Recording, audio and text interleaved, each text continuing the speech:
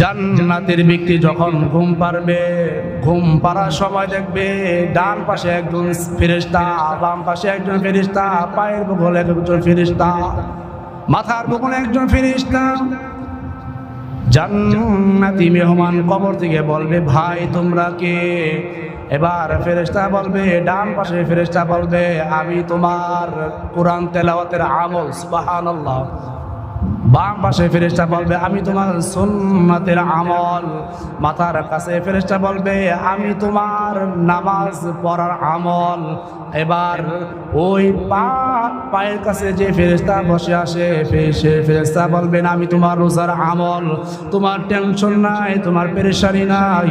কিয়ামত পর্যন্ত আল্লাহ আমাদেরকে নির্দেশ দিয়েছেন, অর্ডার দিয়েছেন তোমাকে পাহারা দিতে। দুনিয়ার মধ্যে বহু কবর দেখা যায়। 30 বছর পর কবর, জ্যান্ত কবর পাওয়া যায়। কাফনে কাপড় এখন পর্যন্ত নষ্ট হয় না, এমন কবর আছে কি নাই? বহু বাংলাদেশের কবর ইতিহাস আমরা পেলাম, দেখলাম। বাংলাদেশে বহু কবর দেখলাম। 30 বছর পর, 40 বছর পর কাফনে কাপড় সহকারে লাশটা স্বয়ং সম্পূর্ণ এখনো তাজা রয়েছেন। কেন কেন কেন?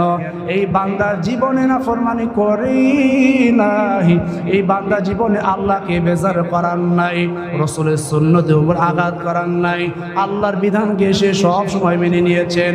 আল্লাহর বিধানকে এক পায়ের উপরে মেনে নিয়েছেন। কখন আল্লাহর বিধান মানলাম, কখনো মানলাম না, এমনটা নয়।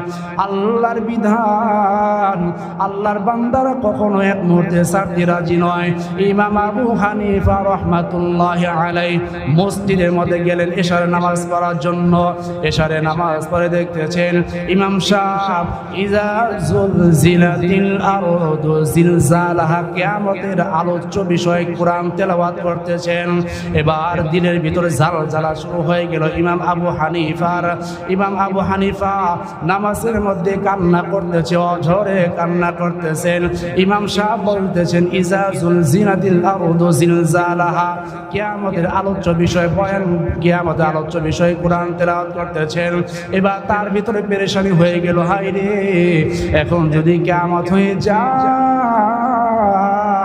তাহলে শেষ আমলটা আমি আল্লাহর দরবারে কি দেখাইব? এবার সারা রাত মসজিদে দাঁড়িয়ে দাঁড়িয়ে কোরআন খতম করলো। কেমন ভাবে কোরআন খতম করলো রে ভাই? দেখে দেখে কোরআন খতম করেন নাই, বসে বসে কোরআন খতম করেন নাই, নামাজে দাঁড়াইয়া 2 রাকাতে পুরা কোরআন তেলাওয়াত করলেন। আল্লাহু আকবার।